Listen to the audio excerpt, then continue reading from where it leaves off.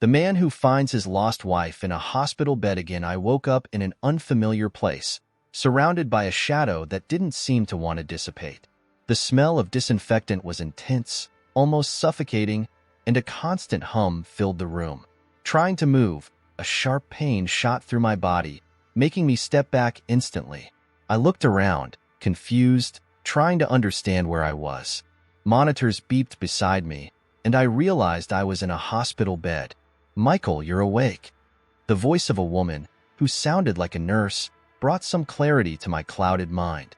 She approached me, looking worried, but at the same time relieved. "You're safe now, you just need to relax." What happened?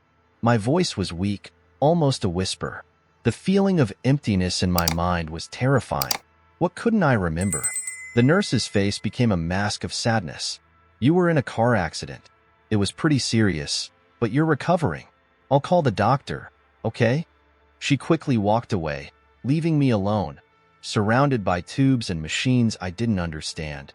My heart started to race. An accident? How had this happened? The memories were blurry, like an old photograph. I tried to concentrate, but the pain stopped me. I closed my eyes, hoping that when I opened them again, everything would make sense. However, when I opened it, the nurse came back accompanied by a doctor. "Michael, good to see you awake," he began, with an expression that mixed professionalism and a certain regret. "We have a lot to discuss, and I need you to listen carefully." "My wife? Where is my wife?" The question slipped from my lips before I could think. The doctor's expression changed, and a heaviness filled the air. "Sarah," he hesitated, and that was enough for my world to collapse. She was also in the car. "He's in critical condition. We are doing everything we can for her." Those words were like a direct blow to my chest. The physical pain became insignificant compared to the despair that was growing inside me. No, this can't be happening. We are monitoring the situation, but we need you to focus on your recovery. Sarah needs you strong," he said, but his words seemed distant, as if an invisible barrier had been erected between us. "I can't stay here. I need to see her." My voice brimmed with despair. I tried to get up from the bed, but the pain took over me, forcing me to fall back down. The nurse approached, holding my arm. "Michael, you need to stay calm. The only thing you can do for her now is recover. Promise me you won't try to get up again." Promise? I didn't want to promise anything. The only thing I wanted was to be by Sarah's side, holding her hand and telling her everything was going to be okay. But all I could do was close my eyes again, trying to remember happy times. Times when it was just the two of us, laughing and dreaming together. I remembered our wedding day, when I first saw her dressed as a bride. The sparkle in her eyes, the way she smiled at me. I should have valued those moments more, but work always seemed more important. How blind was I? How selfish? "Sarah, I'm so sorry," I mumbled to myself as tears streamed down my face. The weight of guilt crushed me. I shouldn't have let work keep us away. The nurse looked at me with compassion, but there were no words that could ease the pain I felt. I needed to be strong, not just for myself, but for her. Sarah needed me, and I couldn't fail. Pain throbbed in my head, but it wasn't the only thing tormenting me. The image of Sarah, pale and fragile, occupied all my thoughts. When my mother entered the room, her eyes were teary, but she managed to put an encouraging smile on her face. "Hi, my son," she said, pulling out a chair to sit next to me. "How are you feeling?" "I can't think of anything other than Sarah," I replied, my voice breaking. She needs me, and I can't do anything. You need to focus on recovering, Michael. She needs you strong. You need to be there when she wakes up," my mother insisted, her hand resting tenderly on mine. "One day at a time. That's how it's done." Those words, although comforting, only increased my feeling of helplessness. How could I focus on myself when the woman I loved was fighting for her life? I looked out the window, where the afternoon light filtered through the clouds, and a crushing weight settled in my chest. What had I done to deserve this?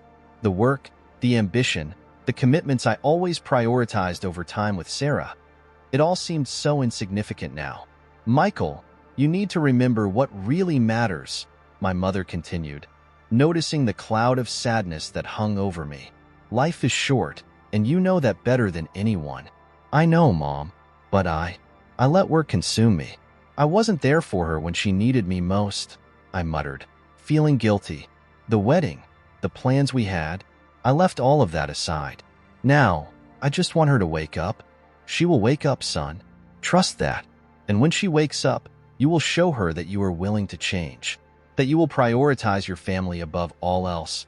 My mother encouraged me, but I couldn't help the whirlwind of emotions that consumed me. The loneliness after her departure was overwhelming.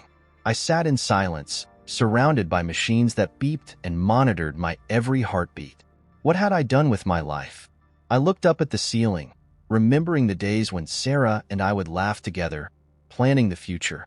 Every precious moment I let slip away in the name of a career that, deep down, didn't fulfill me. Why aren't you here, Sarah? I whispered into the air, wishing she could hear my words. I miss you. I miss you so much I can barely breathe. I closed my eyes, and memories began to invade my mind. I remembered our first date, when she wore that blue dress that made her shine. The way her eyes lit up when she talked about her dreams, how she always believed that love could overcome any challenge. I lost myself in memories of times when I left her waiting, focused on meetings and presentations, while she daydreamed about a future I wasn't helping to build. I promise that as soon as you wake up, I will do everything differently, I said to my own shadow. I will be the husband you deserve. I will listen to you. I will be by your side. You will no longer be just a note on my calendar. My tears started to slide down my face. The pain of guilt was almost unbearable, but there was a small spark of hope in my heart. I needed to believe that there was still time. Time to make things right. Time to redeem my mistakes. Sarah, please come back to me. I can't imagine my life without you. I begged in a whisper, wishing that wish would come true. And so, as night fell, loneliness gave way to growing determination. As soon as Sarah opened her eyes, I would do my best to repair the damage and not let work become a barrier between us again. Her love was the only thing that truly mattered, and I was determined to value it above all else. The lights in the room were blinding, and the smell of antiseptic enveloped me like a heavy blanket. I was about to pay Sarah my first visit, and my heart was beating wildly in my chest. The uncertainty of his condition consumed me, but I needed to be strong. When I pushed the door open, I found Sarah lying down, pale and motionless, connected to a multitude of equipment that beeped incessantly. My eyes filled with tears, but I took a deep breath, trying to hold myself together. Approaching the bed, I held his hand. She was cold, but I squeezed her gently. "Hi, my love," I began, my voice breaking. "It's me, Michael. I'm here." The silence was deafening. "I know you can hear me. Remember our first date? You looked so beautiful at that party, in that blue dress that I loved. You laughed at me when I spilled wine on your blouse, and I just thought how perfect you were." I talked about the little memories, the inside jokes, the moments that built our love. Every word was an effort, but I needed her to know that I was there, that I still believed. "Please, Sarah, fight. We have so much to do together. I promise I will change. I will be the husband you deserve. Just come back to me." The nurse entered the room, interrupting my monologue. She had a serious look, and my stomach churned with anticipation. "How is she?" I asked, my voice barely above a whisper. "It's still stable, but we need to monitor some vital functions. The doctor will update you soon."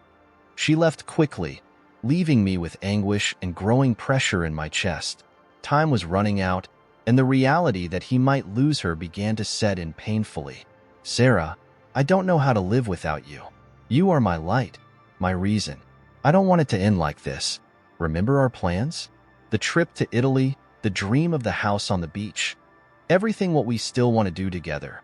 My words seemed to echo in the empty room, unanswered, but I held out hope that, somewhere inside, Sarah heard me. Time seemed to drag by, and I didn't know if I was more worried about her condition or what would happen if she didn't wake up. Later, as I struggled with anxiety, I fell asleep in the chair next to the bed. I dreamed about Sarah. We were in a park, surrounded by flowers and laughter. She looked at me with that smile that lit up my world. "Michael, we have so much ahead of us. "Don't give up on me," she said, her voice as soft as a spring breeze. I woke up with my heart racing, in a cold sweat. Reality hit me like a punch. "Sarah," I shouted, but the silence that answered me was deafening. The dream was still alive in my mind. I needed to make that come true. With renewed determination, I got up and went to the window. "I'll do everything I can. I'll fight for us," I muttered to myself. The sun was setting, and golden light came through the window, reflecting the hope I felt. I knew I had no control over what would happen, but I was determined to give every part of myself, every breath, for Sarah to come back to me. The nurse came back, and I approached her. "When will the doctor come?" I asked, urgency in my voice. "We need good news." She looked at me with a mix of compassion and professionalism. "He'll be here soon. Try to stay calm, Michael." Those words brought no comfort. On the contrary, they increased the pressure I felt. Time seemed to slip through my hands, and I didn't know how much time I had left. I tried to focus my mind on the memories I still held, on the promises we could still make. "Sarah, I will fight for you. For us," I declared, feeling like that promise was the only thing left. And so, in the midst of fear and uncertainty, hope began to bloom in my heart, like a flame that refuses to go out. Sunlight streamed in through the window, bathing the hospital room in gentle warmth. I watched Sarah, enveloped in a haze of wires and tubes, and a mix of hope and despair lodged in my chest. After days of surveillance, I saw small signs of improvement. His face, which had previously been pale, now had a slight blush. It was as if she were fighting silent combat, and I was her helpless spectator. "Come, Sarah," I murmured, holding her hand gently. "You need to come back to me. We're just beginning our story." The words came out with difficulty, as if each syllable were a weight. I wanted more than anything for her to hear me, to feel the intensity of my love, to know that I was here, by her side. At that moment, a disturbing thought crossed my mind. The last time we argued was about my work. I remember clearly. I was so focused on a crucial presentation that I neglected our date night, which she was eagerly anticipating. The frustration in his eyes still haunted me. "Why can't you let this go, Michael? You're pulling away from me," she had said, her voice breaking. And I, blinded by ambition, just believed I was doing the right thing. "I'm sorry, my love," I continued murmuring, almost like a mantra. "I promise I won't let work get in the way of our lives again. You're my priority." As I spoke, a wave of determination washed over me. I needed to change. I needed to show Sarah that she was the reason I woke up every day. Success was worthless if I didn't have her by my side. As I fell into my thoughts, the room door opened, and a doctor entered, interrupting my thoughts. He was a middle-aged man with a serious countenance, but at the same time, there was a faint hope in his eyes. "Michael," he began, and my heart skipped a beat when I heard my name. "We have good news. Sarah is responding well to treatment. There is a chance she will wake up soon." "Shortly?" The question came out involuntarily, almost like a scream. I could barely process the information. "Are you saying she can come back?" "Yes." The doctor smiled slightly. "We need to be cautious, but the signs are encouraging. Keep talking to her. It might help." I nodded, feeling a mix of relief and anxiety. The idea that Sarah could wake up, open her eyes, and see me again felt like a dream. A part of me wanted this moment to come soon, while the other part feared what might happen. I needed to be prepared. "Thank you, doctor," I managed to say, as the doctor walked away. As soon as he left, I looked back at Sarah, holding her hand more firmly. "Did you hear that, love? You'll come back. I'm here, and I won't give up on you." With each passing minute, my expectations increased. Time seemed to drag by, and I found myself counting the seconds, as if each one was an eternity. "Please, Sarah, please listen to me and come back to me," I murmured repeatedly, as if that could somehow draw his consciousness back. The room was in a heavy silence, only broken by the soft beeping of the monitors. It was a sound I had learned to fear, but now it seemed like a melody of hope. Those sounds, although cold, became a constant reminder that she was still there, fighting. The expectation consumed me, and all I could think about was how everything could change from that moment on. The possibility of a reunion, of a new chance, was a ray of light amid the darkness that had settled in our lives. I found myself becoming more and more hopeful. "Come on, Sarah. I'm here. You're my reason for living. Fight for us," I whispered, my voice breaking as tears gathered in my eyes. What I wanted most now was that when she opened her eyes, she could see not only my love, but also the promise of a future that we were about to rebuild together. A new life, a new chance to be happy. I would no longer let ambition get in the way of what really mattered. I was determined to be the husband she always deserved.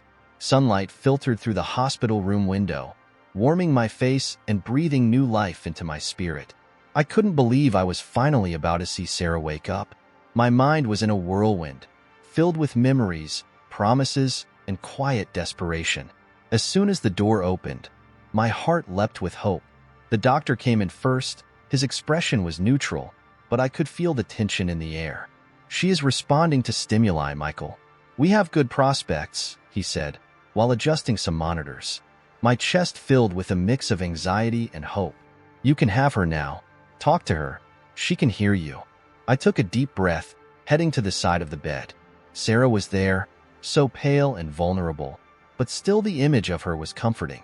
I held her hand gently, as if afraid that any sudden movement would take her away from me. "Hi, love," I murmured, my voice breaking. "I am here. I won't leave you alone." The silence was filled only by the sound of equipment, but somehow I was sure she was hearing me. I miss you so much. I miss everything. From our laughs, from our plans. I promise that, as soon as you wake up, I will do everything differently. I will be a better husband, I promise." Little by little, Sarah's eyelids began to move. My heart raced. "Sarah, are you listening to me?" I asked, almost in a whisper. And then, with an effort that seemed monumental, she opened her eyes. Her expression was one of confusion, but there was a gleam of recognition. "Michael." Her voice was weak, but hearing her say my name was like a balm for my soul. "What happened?" You were in an accident. But it's okay now. You're in the hospital, and I'm here with you. I will never let you go again. Never again." Tears were streaming down my face, but they were tears of relief and love. She tried to smile, but soon the pain made her frown. "It hurt so much. I can't remember what happened. Don't worry about it now, love. The important thing is that you are here. We will get through this together." I leaned closer, holding his hand firmly in mine. "I love you, Sarah. I always loved, but I never had the courage to show it how I should. I will change that." She closed her eyes for a moment, as if taking in my words. "I love you too, Michael. I always loved it. But you have to promise me that you won't let work keep us away again. I promise. From now on, you and our family will be my priority. Nothing else matters. I don't want to waste another second away from you." The intensity of my gaze met hers, and a comfortable silence settled between us. Then, a nurse entered the room, interrupting our moment. "Sorry, I just need you to sign some documents, sir. It's fast." He approached my table next to Sarah's bed. I looked at him, trying to remain calm, but my attention was divided. I didn't want to lose eye contact with Sarah. "Sure, just a moment," I murmured, as I took the pen he offered me. But suddenly I heard a loud sigh from Sarah. My heart raced again. "Sarah?" I said, quickly turning to her. But before I could understand what was happening, I saw his body twitch, and in an instant, his eyes closed. She began to slide down the bed, losing consciousness. "Sarah!" I shouted, putting down the pen and jumping to my feet. My heart was in my throat, and panic took over me. The nurse rushed over to us, his face now serious. "She needs help. Fast." He began pressing buttons on the wall, calling for medical staff. I could barely breathe, feeling helplessness take over me again. The room filled with voices and movement, but all I could do was look at Sarah, willing her to come back to me. I ran over to Sarah, my heart racing at a frantic pace. "Sarah! Sarah!" I screamed, my voice shaking with despair. The sight of her passing out, her head falling to the side, echoed in my mind like an endless nightmare.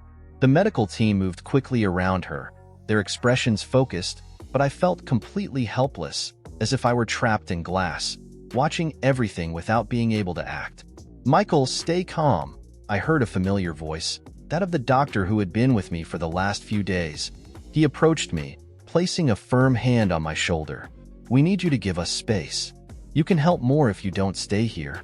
The words sounded logical, but I couldn't move away. Panic consumed me. I was dragged out of the room, the doors closing behind me as if they were a barrier between me and the woman I loved. My thoughts were spinning, and I wondered if this was the last time I would see her. The idea stabbed me in the heart. With shaky legs, I sat on a plastic chair in the hallway, my head in my hands, trying not to think the worst. Time seemed to stop. The minutes dragged by, and each second was an eternity. Finally, a door opened, and the doctor came out, his face now more relaxed. "She's stable, Michael. We were able to revive her. You can see her in a few minutes." I sighed deeply, a mix of relief and anxiety coursing through my body. When I entered the room again, I saw Sarah lying down, pale but breathing. Her image, even weak, was a balm for my tormented soul. I sat next to her, holding her hand, feeling her warmth, and hope grew inside me. "Hi, my love," I murmured, my voice breaking. "I'm here. You're so strong." Tears streamed down my face as I watched her, waiting for her to react. And then, slowly, his eyes opened. The confused look she threw my way made me feel like the world was spinning again. "Michael." His voice was a whisper, but the light shining in his eyes made me feel like anything was still possible. "What happened?" "You passed out, but you're okay now. The doctors are taking care of you." I leaned in closer, hope lacing every word. "I'll never leave you alone again." She smiled faintly, and that small gesture was like a ray of sunshine on a cloudy day. "I miss you. You know that, don't you?" she said, the weakness in her voice breaking my heart. "I miss you, Sarah. Every day away from you was a mistake I can't fix. But I promise that as soon as you're well, we'll do everything differently. I'll be the husband you deserve." And then, in the middle of that moment of vulnerability, Sarah looked at me with a different light in her eyes. "Michael, I have something to tell you." His expression changed, and I braced myself for what might come. "I'm pregnant," she revealed, her breathing quickening. Her words echoed in my mind.